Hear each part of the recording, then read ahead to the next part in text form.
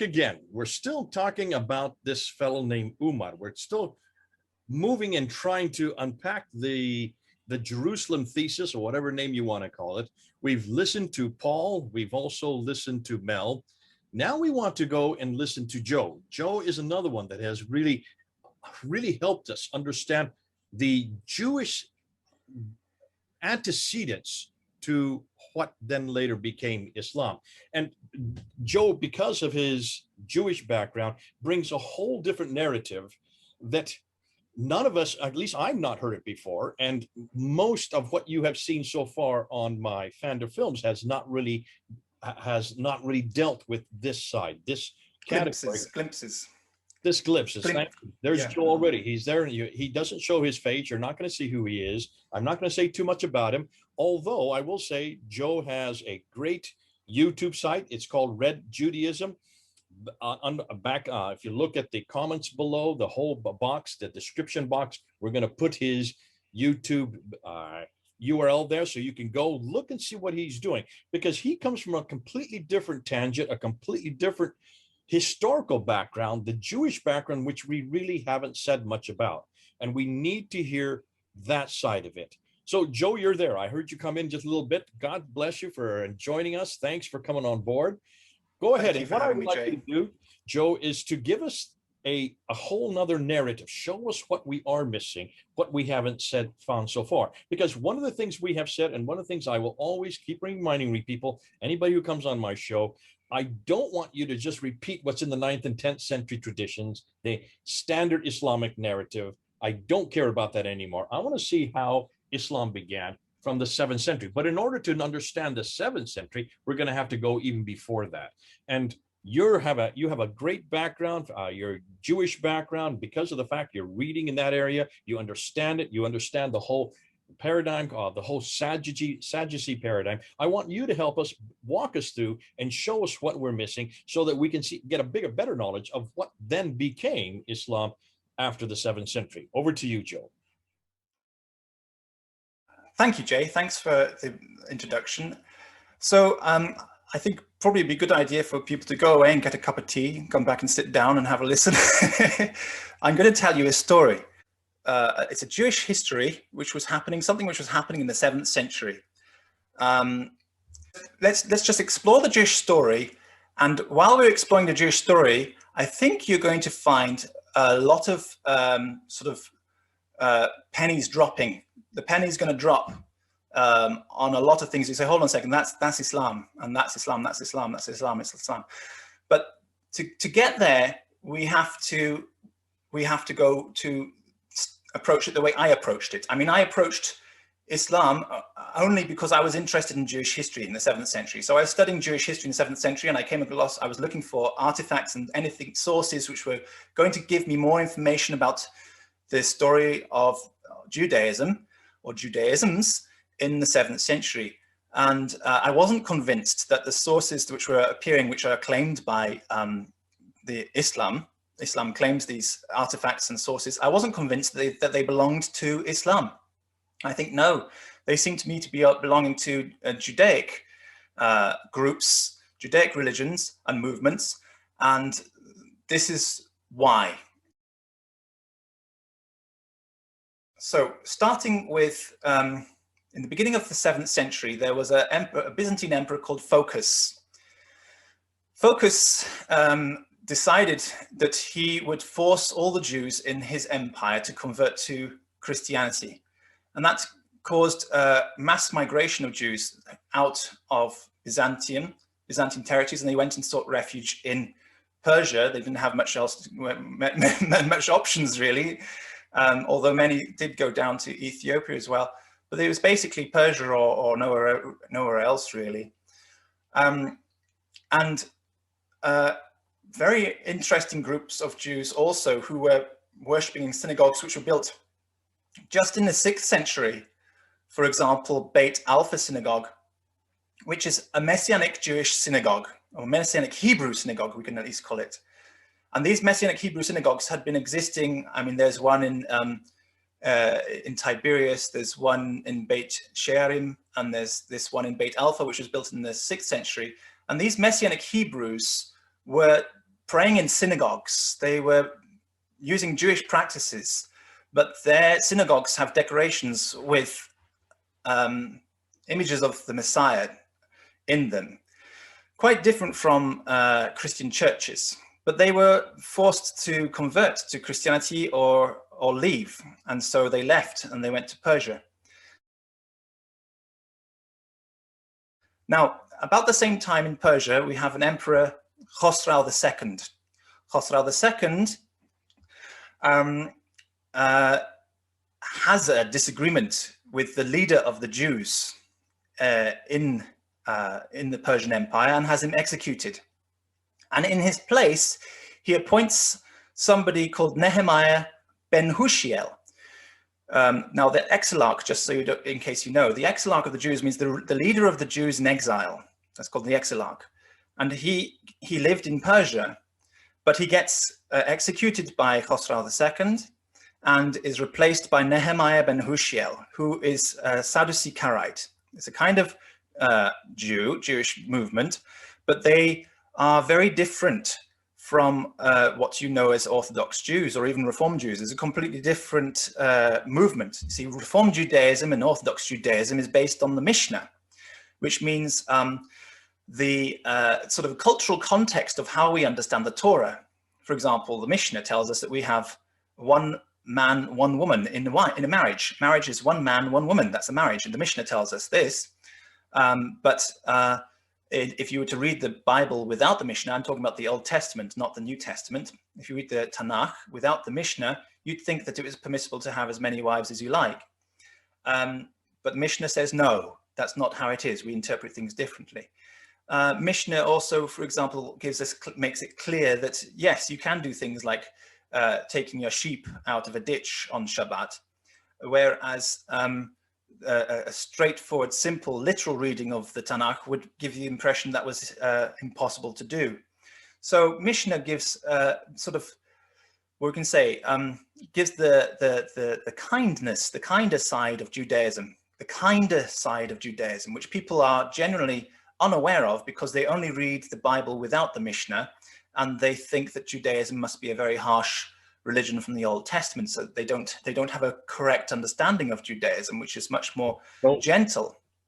Joe, could we say then that these Sadducees are really they're the radical? They're the radical. They are Jews. radical. They're radical, literal Old Testament text. No, neither add to nor take away any of the words of the Old Testament text, but that they don't have any there's no gentle interpretation of it. It's what it says, that's what you do. It says, go and kill all the Canaanites, burn down all their cities, burn the trees, kill the children, kill the animals. That's what you do. There's no... These are the literalists, is what you're saying. Very literal, yes, the literalists. So the Sadducees and the Karaites are literalists. They're literalists. And that's why in modern Judaism, we don't consider them to be Jews, but they are a Judaic movement. Anyway, the point is Nehemiah ben Hushiel gets appointed as the leader of the Jews, which you can imagine is a bit of a problem in the Persian Empire. So what happens in 610? On the 3rd of March in the year 610 AD at 7:30 p.m., there was an interesting event which can be interpreted by the Persian sort of astrologers as a good omen for war, time for Sasan to go to war. And because they were pagans, you have to understand, they took signs from the stars like that. So what we see here is a picture of what this is generated from a computer program of what the moon looked like. There's a thin crescent of a moon you can see coming along here. This is the thin crescent of the moon. You could see this at 7:30 p.m. from Kufa. If you were looking, I believe if you're looking towards the west from Kufa, you would see this thin crescent of the moon. And what happened was this little white dot here, this is the planet Mars, which was behind the moon. And the new moon is, although it looks like there's nothing there, it's actually a big disk. It's just there's no light shining on it, isn't there? There's a sort of disk there. There's no light shining on it. So that Mars is invisible when it's behind the disk, even though there's no light shining on it. And then Mars appears at the corner of the crescent here from behind the moon, and it looks like a kind of a teardrop welling up at the corner of this eye and then dropping off as time goes, as the minutes pass by, Mars sort of pops out from behind the back of the moon.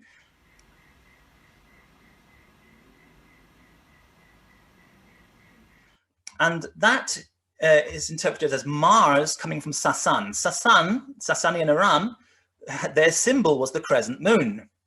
So Mars is the symbol of war. So war comes from the crescent moon. It's like, oh, it's a good omen. It's a good time to go to war.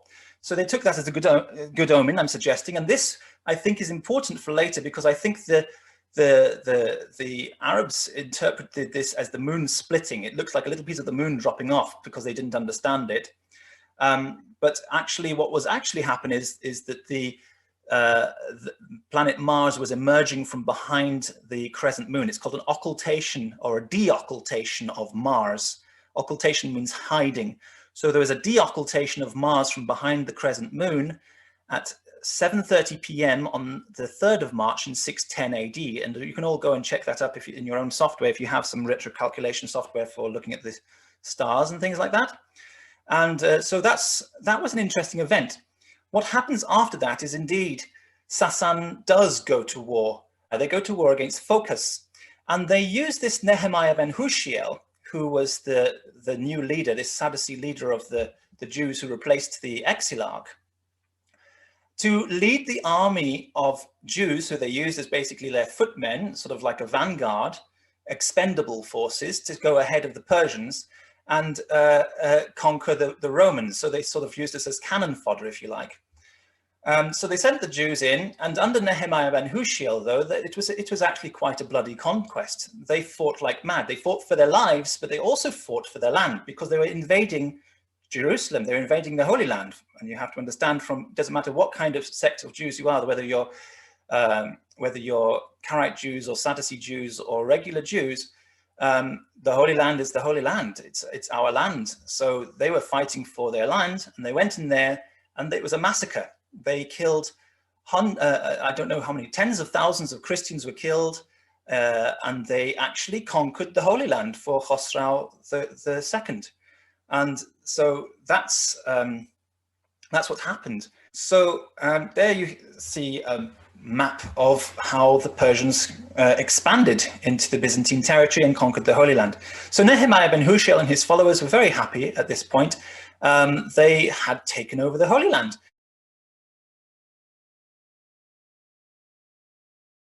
And Nehemiah and his followers established something called the Council of the Righteous in Jerusalem, and immediately started clearing the Temple Mount, which was prohibited for prayer by the Christians.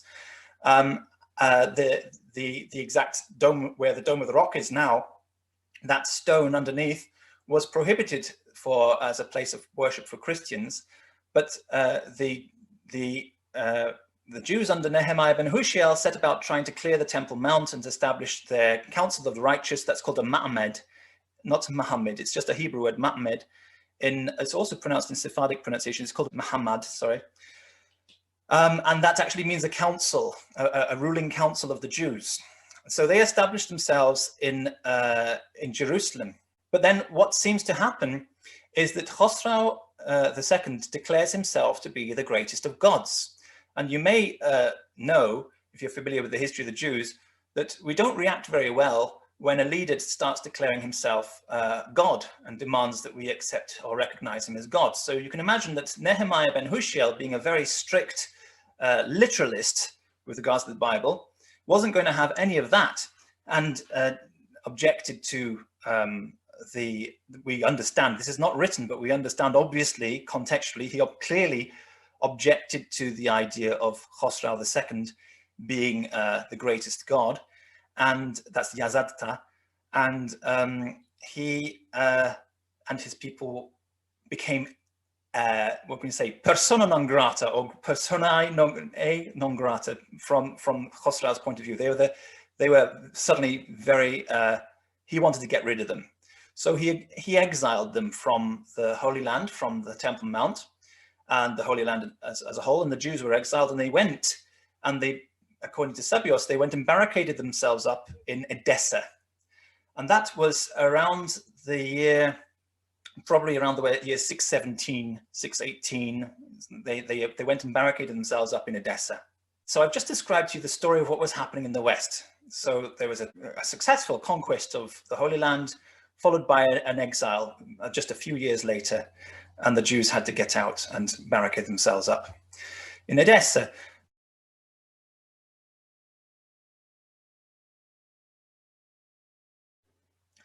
So now, meanwhile, there was a movement happening in the East. Joe, can I just interrupt real quickly here? All of this history that you've done so far comes from what sources? These are from Jewish sources, from Karaite sources themselves. But now you're moving. Now you're going to move into Tabari, so you're now moved to 10th century Islamic sources. Well, Pur Shariati has written a lot about this. But yes, to just give a picture of what things are what starts to be happening. Meanwhile, in the East, I just need to give a little bit of a kind of a background of what was happening in the East. So in the East, meanwhile, in Hira, you know the story we've heard from, and the most sort of comprehensive discussion of what was happening in his sources is Tabari, who is an Abbasid source, and so therefore we can't necessarily trust everything that he's saying. It's going to be influenced by an Abbasid agenda. The Abbasid agenda clearly is that. Sorry. Just so people are aware where you're getting this next material, where it's coming from. So Tabari, mainly from Tabari. And the Abbasid agenda, of course, is that Islam began miraculously with a prophet and miraculous conquests. They play down a lot something which is discussed in Tabari called the Battle of the Kar. It's almost invisible in the Islamic histories. Everything else is much more important than this. But from Pur Shariati and other sort of secular scholars have suggested that this is actually the most important battle there was, because if you take the religion or the religious narrative out of the story, what we have is that the first battle of independence against the Persians among the Arabs. That's what it's actually describing, which is about the same time that we're talking about the start of the Year of the Arabs. Remember, we know that there is a Year of the Arabs which begins. Just the thing is, nobody can agree on what the Year of the Arabs was. And sometimes you're referring to 622, the year of the Arabs. Yeah. Okay. And there's sometimes and that's why 622 is still considered, that's the year for the Hijrah according to the standard Islamic narrative. According to the Islamic narrative, that's right. But then there are slightly different opinions on when that might have been exactly, because we have some sources suggesting that something was happening around 618. But nevertheless, there's about a 5-year discrepancy between some sources. But between 618 and 622, we have the Year of the Arabs beginning, which the secular explanation for this is really, it was to do with the Battle of the Kar, basically a sort of independence movement, revolution amongst the Arabs against the Persian Empire. And we have that Chinese source as well, from the Ju Tang Shu, which talks about the origins of the Arab state, with this interesting story where some lion man gives an armory to some camel herder in Persia. And this story is what allows us to use Tabari, because this is an independent Chinese source about the origins of the Arab state. And it was recorded in the year 651. It was recorded in the year 651. So the interesting thing is that it was recorded in the year 651, the Ju Tang Shu. Although the Ju Tang Shu's records come much later, the fact is that that was a record which was copied down and first came to China in the year 651 from the envoys of the Arab state. And they say that their state began with this strange story. I mean, at least the way it survived in Chinese records is that there was a strange story, this lion man providing an armory for a camel herder in Persia. Now, lions are a symbol of imperial power, royal power, even all around the world. So that can just mean that some royal guy gave an armory to some not so royal guy, a common guy. Maybe he was a rich person where camel herders were rich. but he wasn't a nobleman. So a nobleman gave an armory to a rich man in Persia. Now, as I said, this is what allows us to use Tabari, because Tabari makes reference to this story. He makes reference to the last Lakhmid king, Nu'man, giving his armory to somebody called Hani ibn Qabisa. Hani ibn Qabisa. Okay, and this leads to the Battle of the Kar, the battle where the Arabs gained their first independence from the Persians, which is around this time, the origin of the Arab calendar.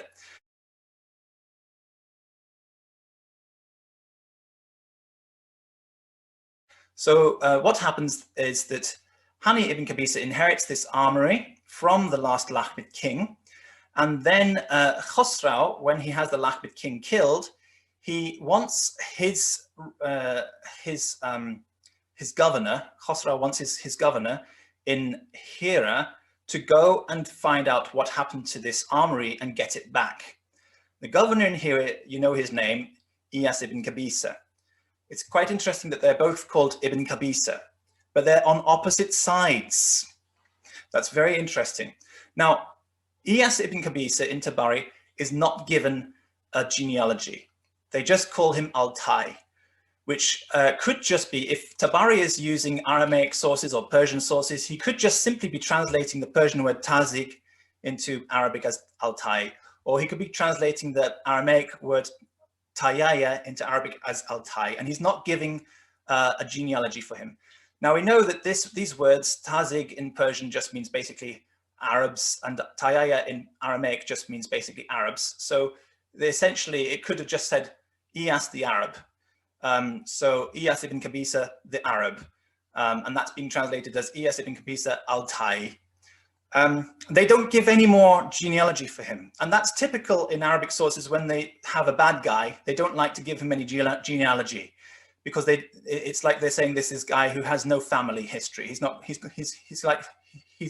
They don't want to acknowledge his family. They don't want to insult his family by making reference to him as a bad guy, so they don't give a genealogy often for the bad guys.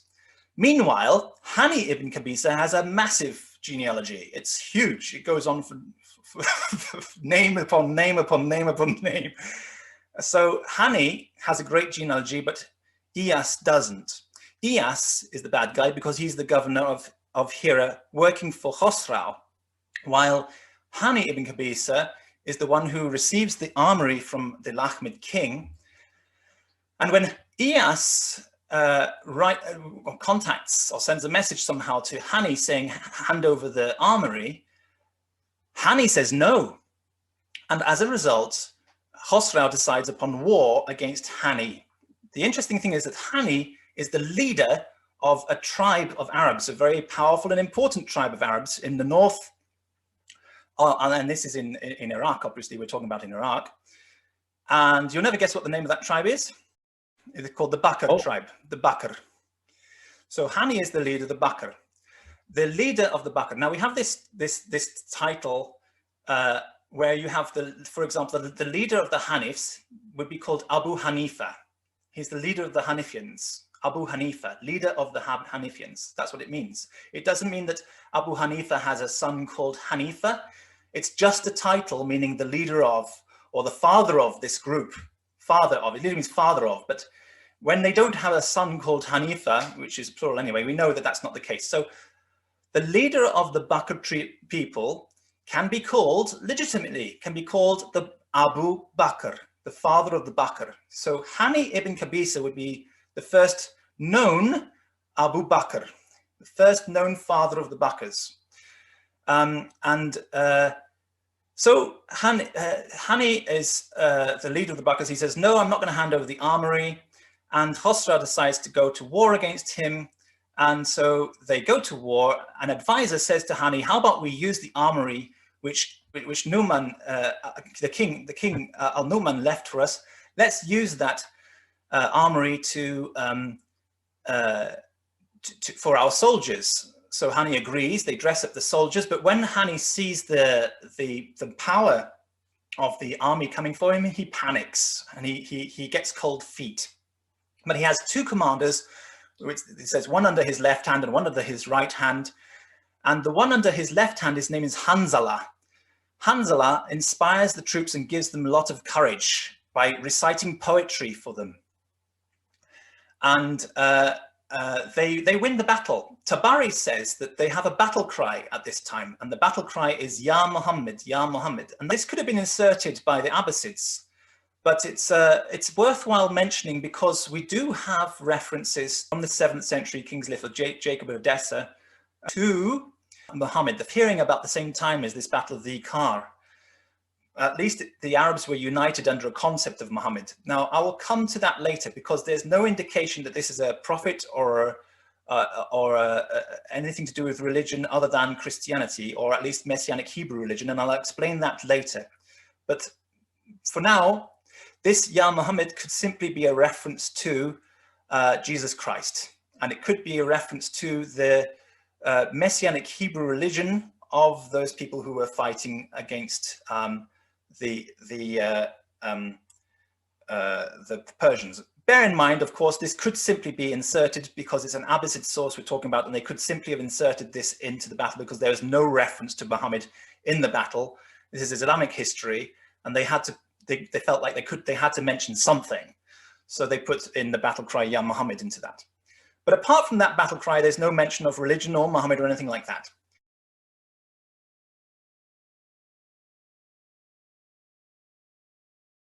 But what we know is that Hanzala becomes the next leader after Hani. So Hani ibn Qabisa very quickly is replaced by Hanzala, who becomes the next Abu Bakr. And that is the origin of the independent Arab state, which we call Tajikistan. And I have a picture of Tajikistan, just to remind us what we're talking about when we're talking about Tajikistan. So there we have the origin of the first independent Arab state in Mesopotamia. There it is, it's called Tajikistan, and that's the one that Sebios refers to. So the Arabs gained their independence from Persia at the Battle of the Kar under the leadership of Hani ibn Qabisa, followed by Hanzala. They were both leaders of the Bakr tribe. And that's the origins of the independent Arab state, which explains why we have a reference to an Arab king called Abu Bakr in a 7th century source, who doesn't last long. But the thing is, which Abu Bakr? We don't know, because any leader of the Bakr tribe could have been the Abu Bakr. It's not necessary to go to Islamic sources and say that there was a person called Abu Bakr who existed. There were plenty of people called Abu Bakr who could have existed. Anybody who was leading the Bakr tribe, or perhaps even any leader of Tajikistan at that time, could be called an Abu Bakr, since the Bakr were the leading Arab tribe which led the Arabs to independence from Persia. So this is nothing more than a title, is what you're saying. It's nothing more than a title for a king of the Bakr tribe, and this has got nothing to do with religion so far.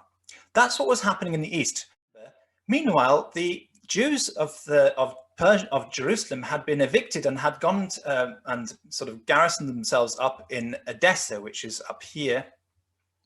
In southern Turkey. In southern Turkey. And then what happens is Emperor Heraclius sets out on his campaign across Persia. Now, Burshariati goes into a lot of detail about how the Arabs started to gain independence from Persia in a long series of battles at this time. And she's the expert on that, so I'm not going to question her. And it's got nothing to do with religion.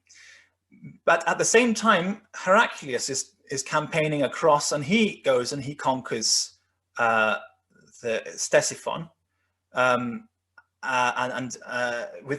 actually what happens is Khosrau's son, who is actually a monophysite Christian, has a revolution against Khosrau. Probably he has some support or some kind of special groups, money, I don't know, some kind of support sent to him from Heraclius. And Heraclius has a revolution against Khosrau. Khosrau is overthrown. Kavod, the son of Khosrau, is called Kavod. He establishes himself on the throne and immediately surrenders to Heraclius. So Heraclius, for a short time, becomes Shahanshah, King of Kings, of the Persian and Byzantine Empire, but it's just for a matter of months. But he rules the entire Persian and Byzantine Empire. But he allows, he drops that title and he allows Kavod to be the ruler of Persia under certain terms of surrender. So well, can we get dates here? What dates are we looking at right now? Heraclius dates are what? First of all, Heraclius dates coming in and destroying Persia is what date? 628. So that's 628.